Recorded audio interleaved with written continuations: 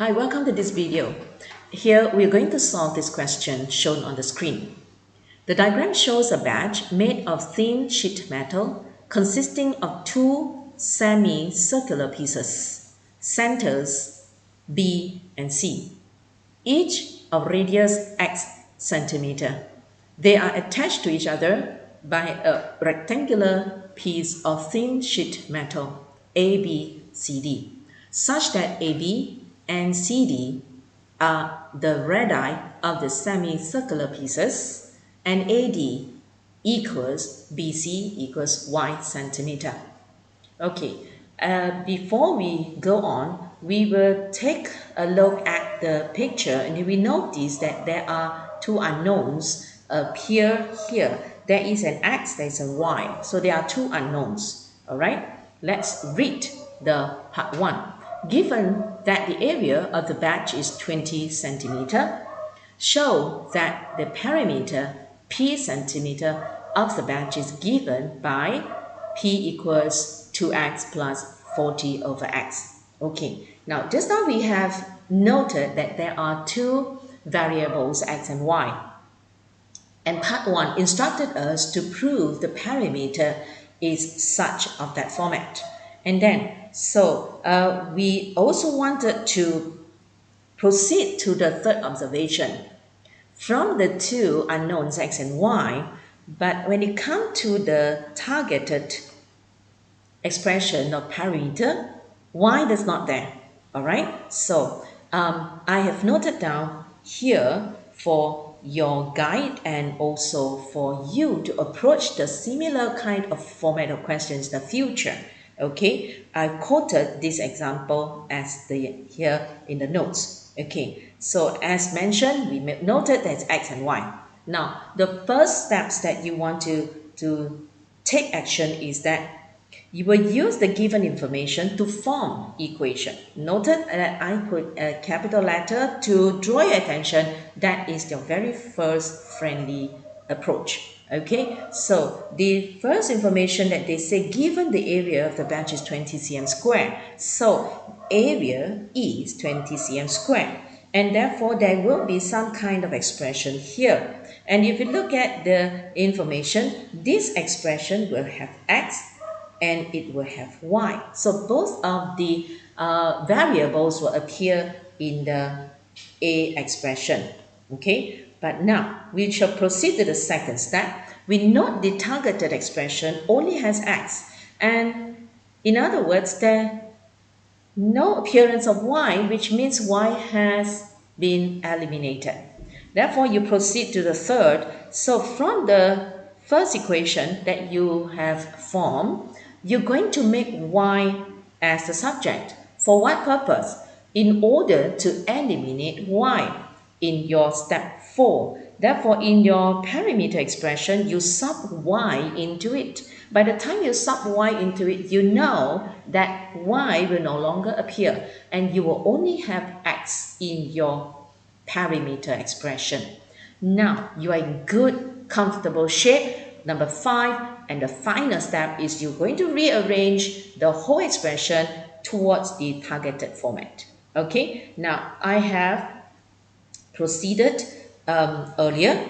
Okay, so now as part 1, we know that we're going to form the equation of area. Now, studying for this particular case, okay, the area is made up by one hemisphere, two hemispheres. So I noted here 2 hemispheres and 1 rectangle area. And this whole thing, you're going to use your information given to you to form an equation.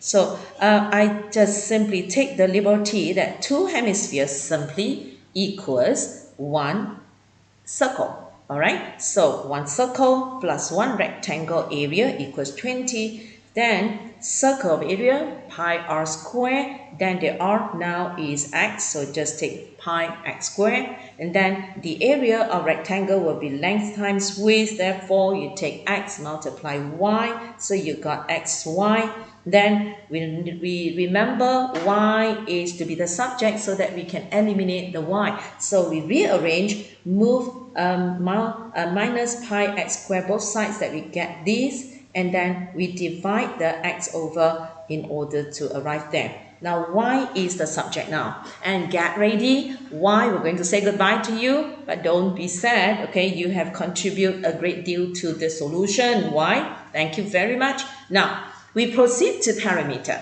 Okay, using the expression for perimeter, we know that it is using the same idea, two hemisphere. In other words, perimeter are the outline. Then we notice that the outline of that, the one that I colored as green, combined, you got a circumference. All right, so I put the related color green, circumference. So you got one circumference, not two, right? Because half plus half circumference, so you got one circumference. And then you're going to plus 2y. See the blue one I put down there, 2y. And then remember the perimeter also includes the two axes there, the two radii. So you're going to put in 2x. Now you have already put in everything as is required. Now you're going to move the y. Now you're going to sub the y into here. Let me put a, okay, see this y? Okay, the y, you got it in this format. Okay, therefore this y, now you substitute with that.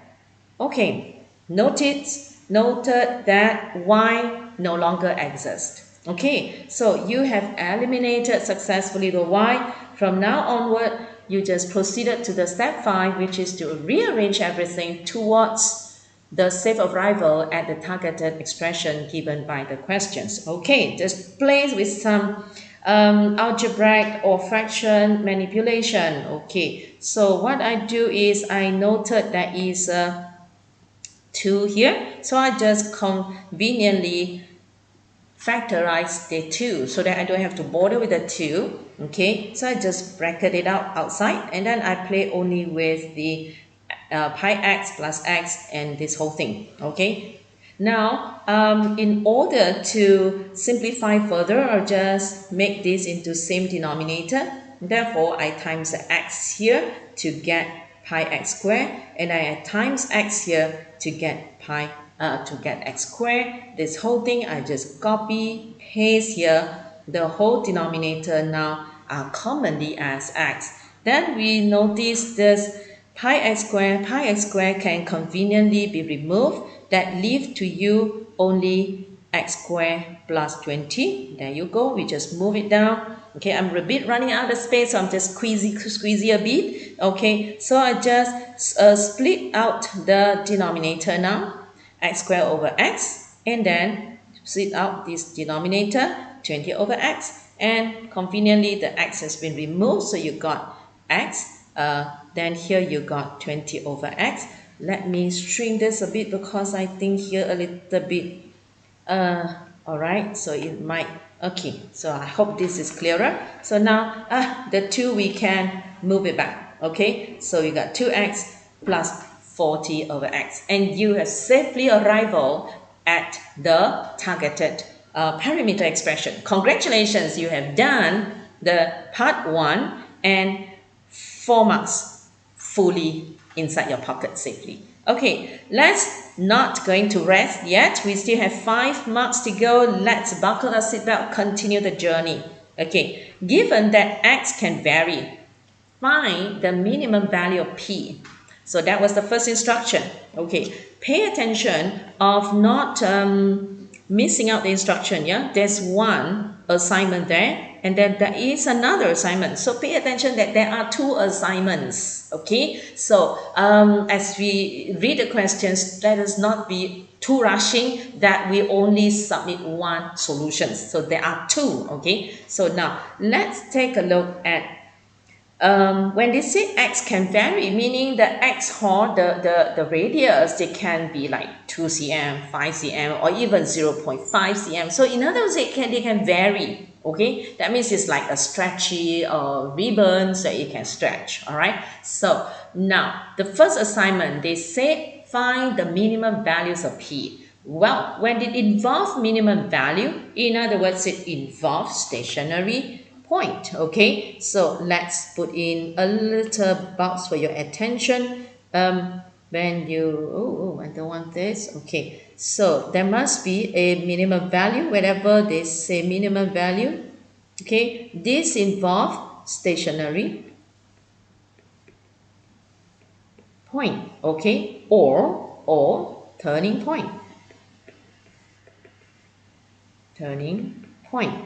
Okay, so in our solutions, one of the very handy place or the things that we're going to access is this. Okay, where whenever there is a stationary point, we know that the first derivative or their gradient will be equal to 0, because everything turning, it will reach at the gradient of 0, whether it is maximum or whether it is at the minimum. Okay, whether it's at the minimum like this or at this minimum point, the gradient will be equal to 0. When it is at the maximum, here we go, at the maximum, how should I put my hand? Okay, so that would maximum, at the maximum, the gradient will also be equal 0. So that is something that you want to lovingly keep that as your treasure, okay, because you're going to use that all the time. So whenever you see the questions ask you to say find minimum value of p or find maximum value of surface area, whatever,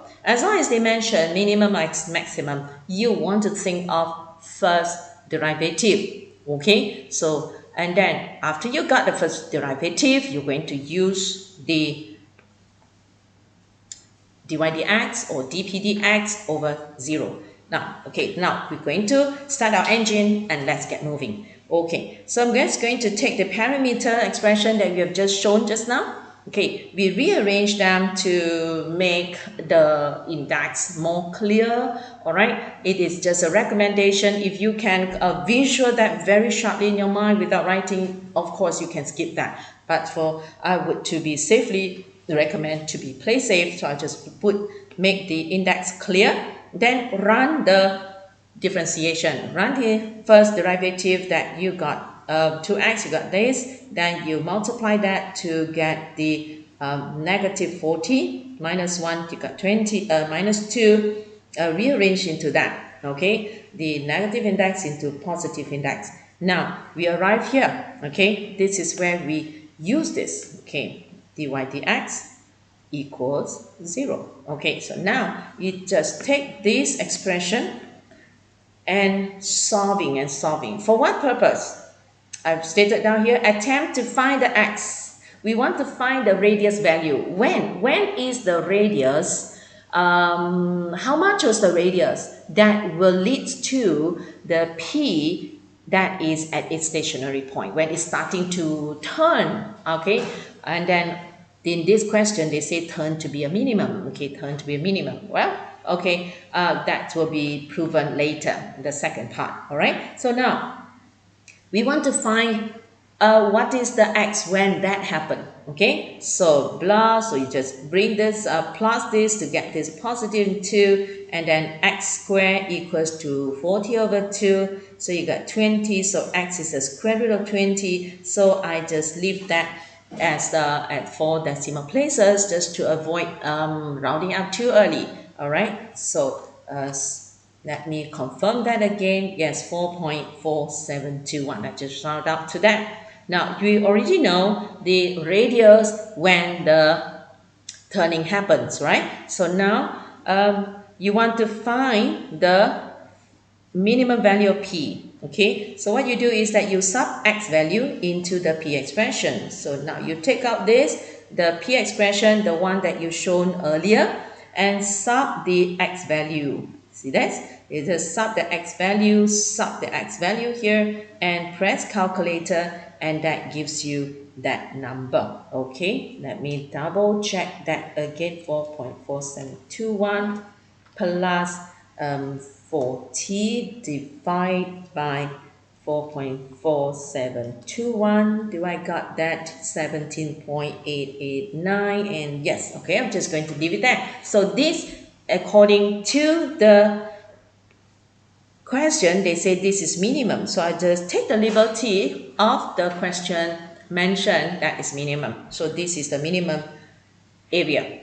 However, the question continue to answer us to justify, meaning to prove that. So now you are like the CSI or the forensic scientist, and you're going to prove the case. Now you're going to prove that this value 17.9 cm square is the, not cm square, this must be in meter. Okay, so this is the minimum perimeter. Okay, so now to justify, I stated down here, okay, to justify this value, okay, this value, oops, sorry, okay, is a minimum, what we're going to do is take second derivative, okay, and so we want to find out what happened next, after the stationary point. So what happens next? So that's why we take the second derivative. And once you get that expression, you sub the x value, the one that when the turning point happened, you sub that, tada, then you wait for it, then of course not waiting, like you start working on, and then you want to see if the second derivative value turns out to be a positive, meaning you arrive at one point which you do not know, let's say 17.9. You do not know, is this a maximum or minimum? So what you want to know is what happened next? What happened next here? Is this going up? If this is a positive gradient, then you know this is minimum.